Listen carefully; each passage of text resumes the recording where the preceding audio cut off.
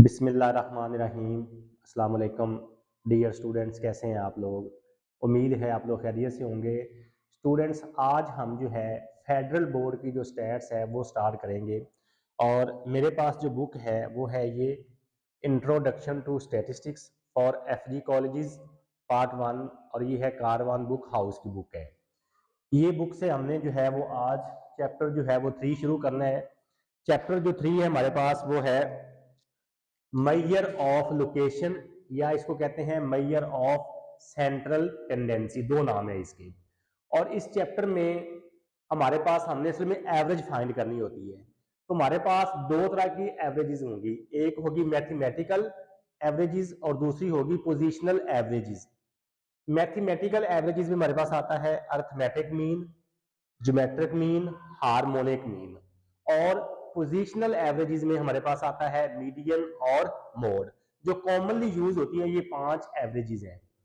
तो इसमें सबसे पहले आती है अर्थमेटिक मीन। अर्थमेटिक मीन को मेजर करने के हमारे पास 3 मेथड हैं। पहला मेथड होता है डायरेक्ट मेथड, दूसरा है शॉर्टकट मेथड या इसको स्टेप डेविएशन मेथड भी बोलते हैं, और तीसरा होता है कोडिंग मेथड, इसको भी हम स्टेप डेविएशन मेथड भी कॉल करते हैं। तो हमारे पास दो तरह का डेटा होता है, एक होता है ग्रुप डेटा और एक होता है अनग्रुप डेटा। अनग्रुप डेटा वो होता है जिसपे कोई भी स्टैटिस्टिकल टेक्निक अप्लाई ना हो, जो फर्स्ट हैंड कलेक्टेड डेटा हो, वो हमारे पास अनग्रुप डेटा होता है।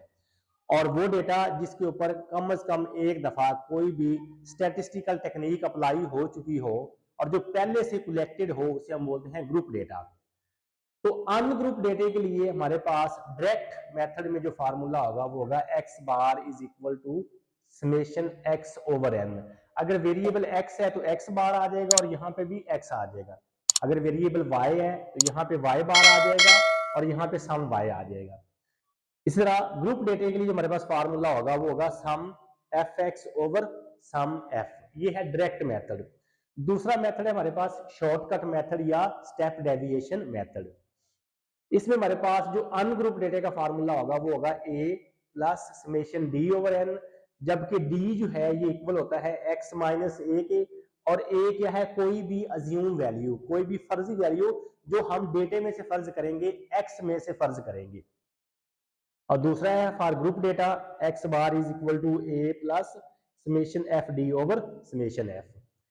इस तरह कोडिंग मेथड में फॉर अनग्रुप डेटा जो है फार्मूला होगा x bar is equal to A plus summation u over n multiply by h. और ए क्या है, कोई भी अज्यूम वैल्यू, फर्जी वैल्यू। यू जो है ये इक्वल होता है x minus A over h के। एच जो है ये क्लास विड्थ है। और ग्रुप डेटा के लिए हमारे पास ये फार्मूला है। ये जो कोडिंग मेथड वाला फार्मूला है ये तब यूज होगा जब आपके पास इंटरवल सेम होगा, मतलब वैल्यूज में जो इंटरवल है अगर वो सेम होगा तो कोडिंग मेथड यूज होगा, अगर ये सेम नहीं होगा तो फिर हम कोडिंग मेथड यूज नहीं कर सकते। अब आपको कैसे पता चलेगा कि हमने कौन सा फार्मूला यूज करना है? या तो क्वेश्चन में बताया होगा कि आप फला फार्मूला को यूज करें, मतलब क्वेश्चन है जी find arithmetic mean by using shortcut method, तो फिर हम ये वाला फार्मूला यूज करेंगे शॉर्टकट वाला। इसमें हम देखेंगे कि हमारे पास डेटा जो है वो ग्रुप है या अनग्रुप है। अनग्रुप है तो ये वाला फार्मूला यूज करेंगे, ग्रुप है तो ये वाला फार्मूला यूज करेंगे। इस तरह अगर आपको वैल्यू कैलकुलेट करके दी हुई है और आपको यू का सम दिया हुआ है, एच दिया हुआ है, ए दिया हुआ है, तो फिर हम क्या करेंगे, ये कोडिंग मेथड का फार्मूला यूज करेंगे। ये बताने का मकसद ये है कि आप जो है एक दफा ये चीजें रिकॉल हो जाए, आपको पता चल जाए कि अर्थमेटिक मीन को मेजर करने के कितने मेथड है हमारे पास। तो अब हम जो है वो एक्सरसाइज के क्वेश्चन जो है वो स्टार्ट करेंगे। एक्सरसाइज का क्वेश्चन हम देखते हैं कि उसमें वो क्या कहता है।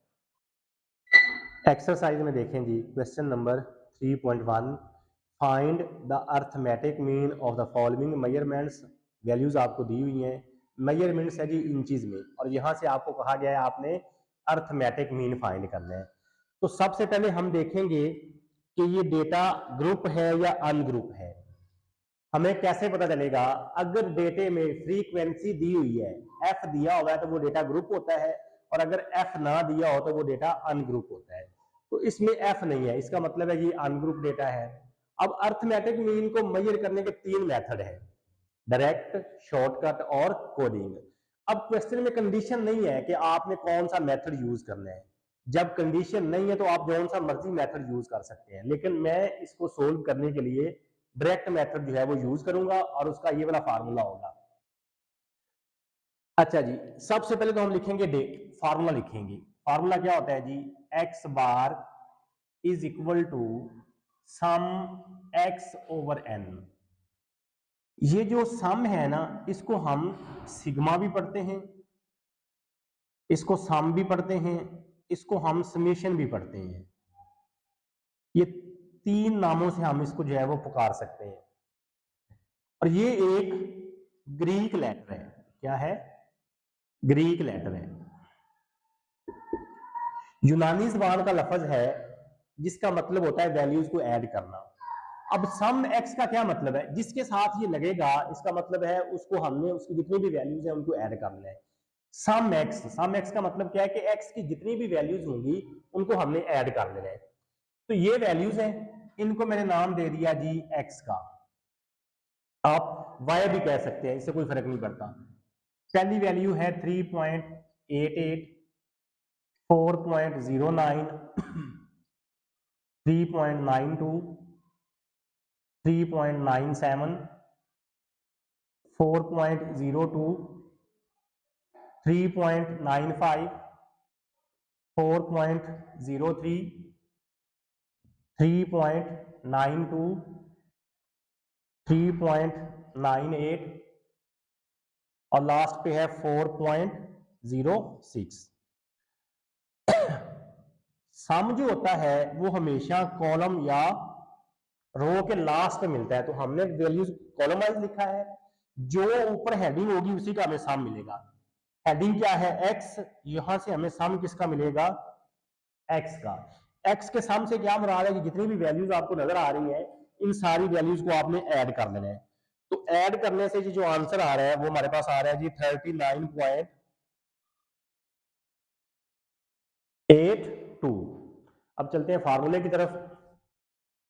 हाँ जी, सम एक्स से क्या मुराद है कि एक्स की वैल्यू जो है उनको हमने ऐड करना है, उनको ऐड करने से आंसर आ रहा है 39.82।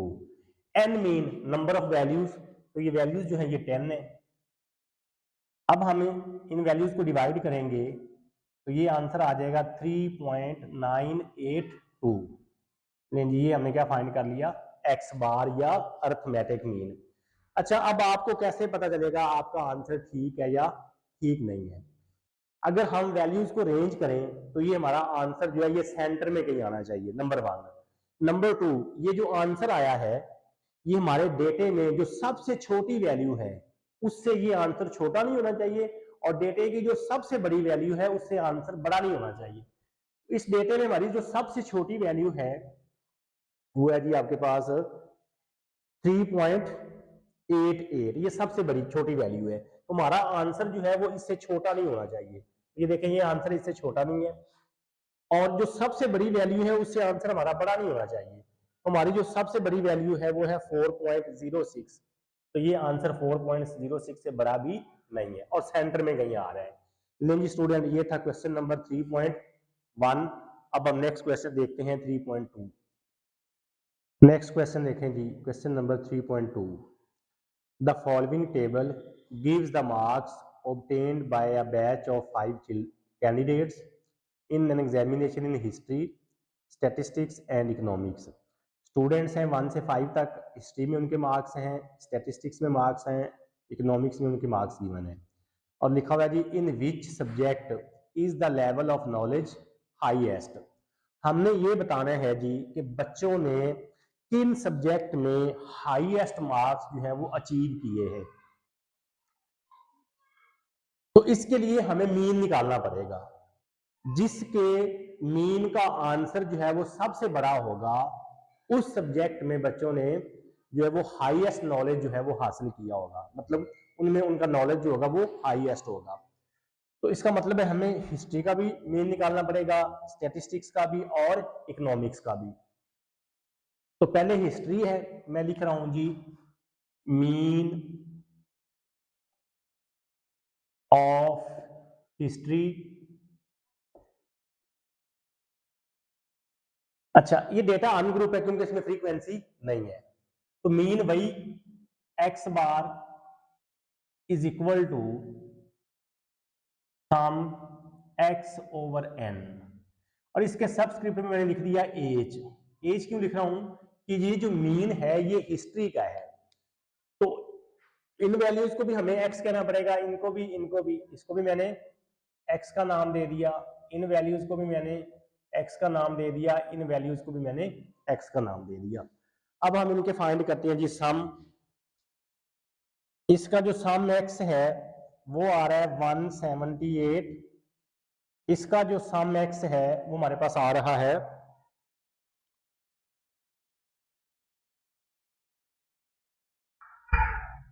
223,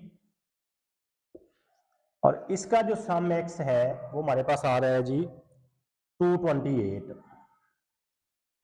ठीक है जी। अब हिस्ट्री का मीन फाइंड करते हैं, तो क्या लिखेंगे 178 डिवाइडेड बाय 5, तो ये हमारे पास जो आंसर आ रहा है वो आ रहा है जी 35.6, 35.6 एक्स बार एज, एज मीन हिस्ट्री। इसी तरह मीन ऑफ स्टैटिस्टिक्स, हाँ जी, इसको मैंने लिख दिया एक्स बार एस, एस मीन स्टैटिस्टिक्स, वही सम एक्स ओवर एन।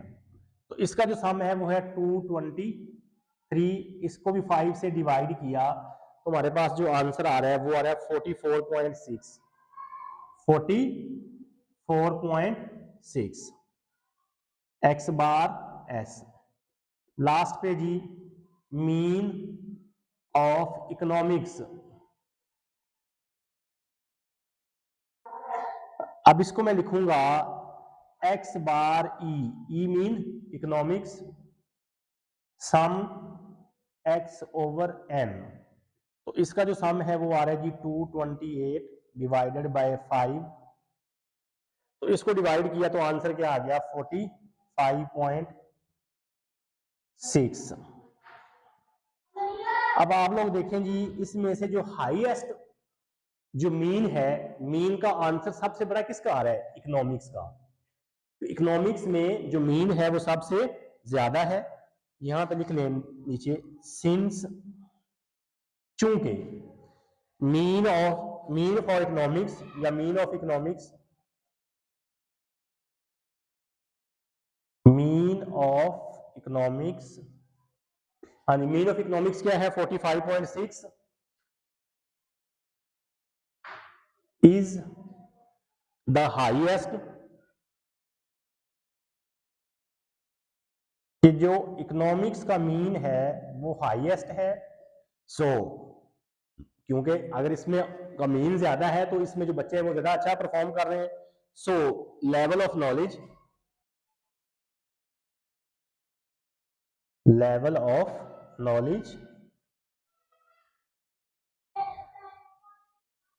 तो level of knowledge in economics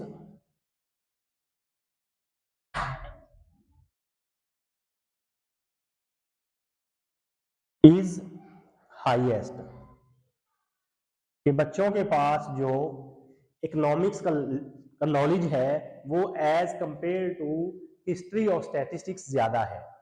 लेकिन स्टूडेंट ये था क्वेश्चन नंबर 3.2। अब हम नेक्स्ट क्वेश्चन देखते हैं।